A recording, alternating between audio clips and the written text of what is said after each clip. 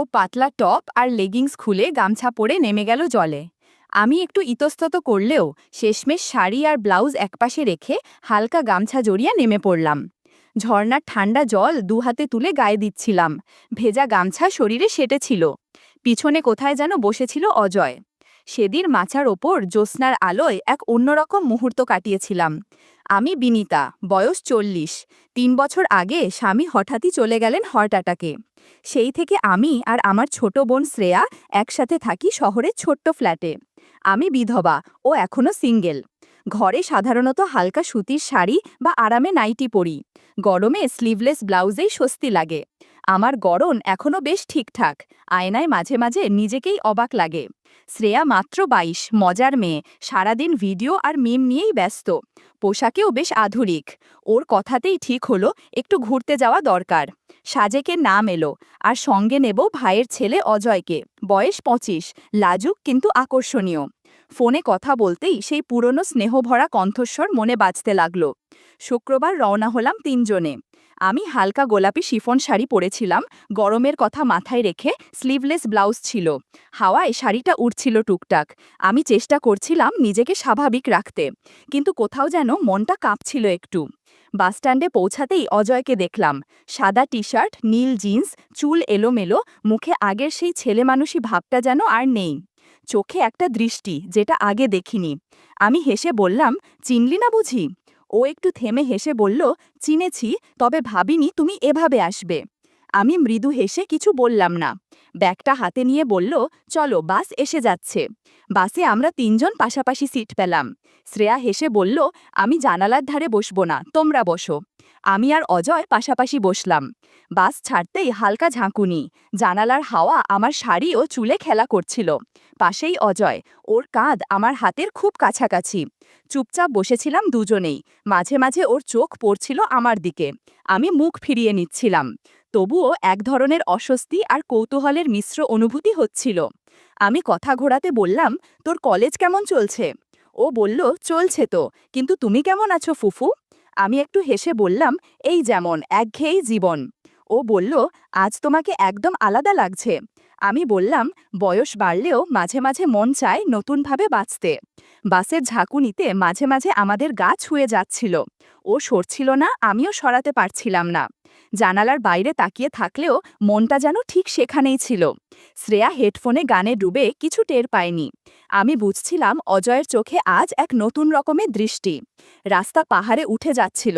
জানালার বাইরের সবুজে মনটা একটুখানি শান্ত হচ্ছিল। ঠান্ডা হাওয়া এসে চুল এলোমেলো করছিল। অজয় ছবি তুলছিল। আমি না করলেও ওর মোবাইলের ফ্ল্যাশে ঠোঁটে একটা অনিচ্ছা থাকা হাসি ফুটে উঠছিল। পাতলা শাড়িটা হাওয়ায় একটু সেটেছিল শরীরে। আর আমার পাশেই বসা ছেলেটার দৃষ্টি নড়ছিল না।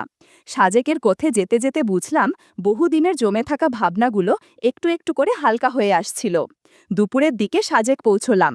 রিসোর্টে আগে থেকেই বুকিং ছিল। কাঠের ছাউনির ঘর, সামনে বারান্দা, পিছনে পাহাড়ের ঢালু। রুমে ঢুকতেই শ্রেয়া হেসে বলল, আমি আলাবা ঘুমাবো, জানালার ধারে থাকবো, তোমরা খাটে থাকো।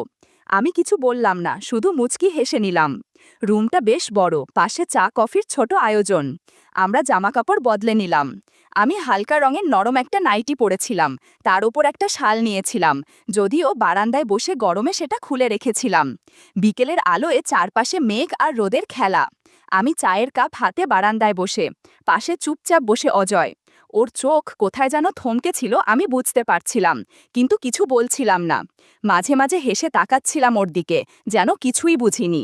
ভিতরে ভিতরে এক অজানা অনুভব হচ্ছিল, অনেক বছর পর কারো চোখে এমন চাহনি। পূর্ণিমার আলো ছড়িয়ে পড়ছিল বারান্দায়।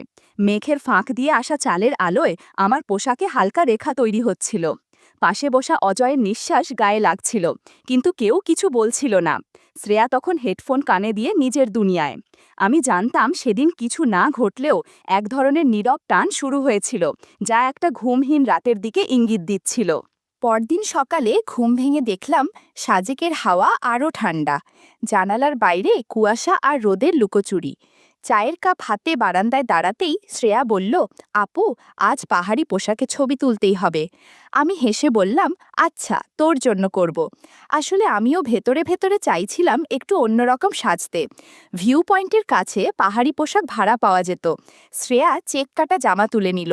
আমি এক দোকান থেকে একটা পাতলা রঙিন শাড়ি নিলাম। দোকানি বলল, আপা, পাহাড়ি মেয়েরা শাড়ি পরে, তবে ব্লাউজ পরে না। আমি একটু থেমে গেলাম। শ্রেয়া মজা করে বলল, চেষ্টা কর না। আমি কাঠের একটা ঘরে গিয়ে আয়নার সামনে দাঁড়ালাম। নিচে একটা ইনার পরা ছিল, তাই বেশি অস্বস্তি হচ্ছিল না। আয়নায় নিজেকে দেখে মনে হচ্ছিল অনেক দিন পর নিজেকে একটু নতুনভাবে দেখছি। চুলটা একটু এলোমেলো করে বাইরে এলাম। অজয় ক্যামেরা হাতে দাঁড়িয়েছিল। ওর চোখ পড়ল আমার দিকে সরাসরি। আমি বললাম, এই দিকে কি এত দেখার আছে? অজয় হেসে বলল, যা দেখছি সেটা ক্যামেরাতেও রাখতে চাই। আমি চুপ করে রইলাম, কিন্তু ভেতরে কোথাও যেন একরকম আলোড়ন হচ্ছিল। অনেক দিন পর নিজের মধ্যে এমন কিছু অনুভব করছিলাম, নতুন, নীরব আর খুব কাছের। ভিউ পয়েন্টে আমরা ছবি তুলছিলাম। অজয় বলছিল, ফুফু, একটু এদিকে দাঁড়াও। ওর ক্যামেরা আমার দিকেই ফোকাস ছিল, কিন্তু আমার মনে হচ্ছিল ও শুধু ছবি তুলছিল না, আমাকে দেখছিল একটা বিশেষ দৃষ্টিতে। মাঝে মাঝে ও এত কাছে চলে আসছিল যে হালকা ছোঁয়াও লেগে যাচ্ছিল, যদিও কিছু না বলেই সামলে নিচ্ছিলাম। কিন্তু চারপাশের বাতাসে যেন একরকম চাপা অনুভূতি জমছিল। একবার ও আমার কাঁধ ছুঁয়ে ঠিক করতে গিয়ে বলল, একটু ঠিক করে দিই। আমি সরিয়ে নিতে চাইলেও নিজেকে আটকে ফেললাম। ভেতরে ভেতরে বুঝছিলাম আজকের এই চোখ মেলে দেখা, এই নিঃশব্দ অনুভব কিছুটা অন্যরকম। দুপুরে গরম বেড়ে গিয়েছিল, মাথাটা কেমন ঝিমঝিম করছিল। রিসোর্টের কেয়ারটেকার বলল, কাছেই একটা ঝর্ণা আছে, অনেকেই জানে না। আমরা তিনজন রাজি হয়ে রওনা দিলাম। কিছুটা রিকশা, তারপর পায়ে হাঁটা। ঝর্ণার ধারে পৌঁছেই মনটা একদম শান্ত হয়ে গেল। গাছপালার ছায়া, ঠান্ডা হাওয়া আর টলমল জল। আমি আর শ্রেয়া ব্যাগ থেকে গামছা বার করলাম। আমি বললাম, এখানে তো কেউ নেই, একটু জল ঝরিয়ে নি চল।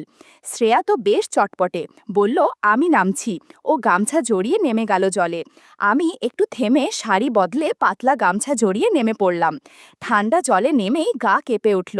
আমি বলে উঠলাম, উফ, জলটা তো একেবারে বরফ। শ্রেয়া হেসে বলল, তাই তো মজাটা। আমি জল তুলে গায়ে দিচ্ছিলাম। গামছা থেজা হয়ে শরীরের সঙ্গে লেগেছিল। আমি জানতাম পিছনে অজয় বসে আছে। ও কিছু বলছিল না, কিন্তু চোখ যেন কথা বলছিল। একসময় আমি পাথরে বসে পা ডুবিয়ে বসে রইলাম। শরীর আর মন দুটোতেই যেন এক ধরনের আলোড়ন হচ্ছিল। আমি একবার পেছনে তাকালাম। চোখ মেলাতেই ও চোখ সরিয়ে নিল। কিন্তু আমি বুঝলাম ওর মন এখন অন্য কোথাও নেই, ঠিক এখানেই। আমরা ধীরে ধীরে উঠে এলাম। গামছা থেকে জল চিপে রোদে দাঁড়িয়ে গা শুকোচ্ছিলাম। ঠান্ডা জলের পর শরীরে একরকম উষ্ণতা ঘিরে ধরছিল, আর মনে হচ্ছিল আজকের দিনটা নিঃশব্দেই অনেক কিছু বলে গেল। স্নান শেষে আমি না তাকিয়ে বললাম, চল এবার রিসোর্টে যাওয়া যাক, অনেকক্ষণ হয়ে গেছে। অজয় চুপচাপ মাথা নেড়ে উঠল, কিন্তু ওর চোখে একটা আলাদা আলো ছিল। সেটা কৌতূহল না কিছু ইঙ্গিত বুঝতে পারছিলাম না। ফিরে এসে সবার শরীর ক্লান্ত, কিন্তু মন যেন হালকা উত্তেজনায় ভরা। জামাকাপড় চেঞ্জ করে নিলাম। আমি পরে নিলাম মেরুন রঙের হালকা সিল্কের নাইটি। উপর দিয়ে একটা পাতলা শাল ছিল ঠিকই, কিন্তু গরমে সেটা একপাশে রেখেই ছিলাম। শ্রেয়া বলল, ব্যাম্বু চিকেন না খেলে সাজে কাসার মানেই হয় না। কিছুক্ষণ পর কাঠের পাত্রে ভাপা ভাত আর গরম মশলাদার মাংস চলে এলো। তিনজন মিলে বসে খেতে খেতে গল্প শুরু হলো। ছোটবেলার কত স্মৃতি, দুষ্টুমি, হাসাহাসি। আমি বলছিলাম কিভাবে একবার অজয় মজা করে আমার জামার হুক টেনে দিয়েছিল, আর আমি রেগে গিয়েছিলাম। ও হেসে বলল, তোমার রাগটাই সবচেয়ে মজার ছিল। আমি বললাম, তখন তুই ছোট ছিলি, এখন কিন্তু সব বুঝি। আমরা হেসে ফেললাম। তবে কোথাও যেন সেই কথার নিচে এক টুকরো নীরব ভাবনা জমে রইল। খাওয়া শেষে শ্রেয়া ক্লান্ত হয়ে বিছানায় শুয়ে পড়ল। আমি বারান্দায় গিয়ে বসেছিলাম। সাজেকের পাহাড়ি রাত, ঠান্ডা হাওয়া, চারপাশে নিঃশব্দ প্রকৃতি। অজয় এসে পাশে বসে বলল, আজকের দিনটা যেন অনেক কিছু ফিরিয়ে দিল। আমি বললাম, মনটা হালকা হয়ে গেছে, শরীরটাও যেন নতুন রকম লাগছে। চাঁদের আলোয় ওর চোখে চোখ রাখতেই একটা চাপা চাহনি ধরা পড়ল। আমি চোখ সরিয়ে নিলেও টের পাচ্ছিলাম ওর দৃষ্টি এখন আর শুধু চোখে নেই। আমি উঠে দাঁড়াতে যাচ্ছিলাম, ওর হাত আমার হাত ছুঁয়ে গেল হালকা করে। আমি থেমে গেলাম। কিছু না বলেও অনেক কিছু বলা হয়ে যাচ্ছিল। আমি চুপচাপ পাশে বসে পড়লাম আবার। ও বলল, তোমার চোখ আজ অনেক কিছু বলছে ফুপু। আমি মৃদু হেসে বললাম, না কিছুই, কিন্তু হাতটাও ওর হাতেই রয়ে গেল। চাঁদের আলোয় দুজনের ছায়া পড়েছিল কাঠের বারান্দায়। নিঃশব্দ এক অনুভব, মনের ভেতরে হালকা ঢেউয়ের মতো বয়ে যাচ্ছিল। পরদিন সকালে দরজার ফাঁক দিয়ে ঠান্ডা বাতাস ঢুকছিল। আমি উঠে জানালার পর্দা সরাতেই দেখি অজয় বারান্দায় দাঁড়িয়ে, হাতে চায়ের কাপ। আমাকে দেখেই পেছনে ফিরে হেসে দিল। আমি তখন গায়ে শাল জড়ানো, ধীরে পায়ে হেঁটে গিয়ে ওর পাশে দাঁড়ালাম। ও বলল, আজ কি আবার একটু ঘুরে যাওয়া যায়? আমি মাথা নাড়িয়ে বললাম, চল, আজ তো আমাদের শেষ দিন। নাস্তা করে বেরোলাম তিনজনে। আজ একটু অন্যদিক ঘোরার ইচ্ছে ছিল। পাহাড়িদের হাটে গেলাম, যেখানে তারা নিজ হাতে তৈরি জিনিস বিক্রি করে।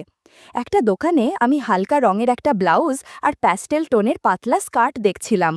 অজয় পাশে দাঁড়িয়ে বলল, এই ব্লাউজটা পরলে তোমাকে খুব আলাদা লাগবে। আমি একটু হেসে তার দিকে তাকালাম।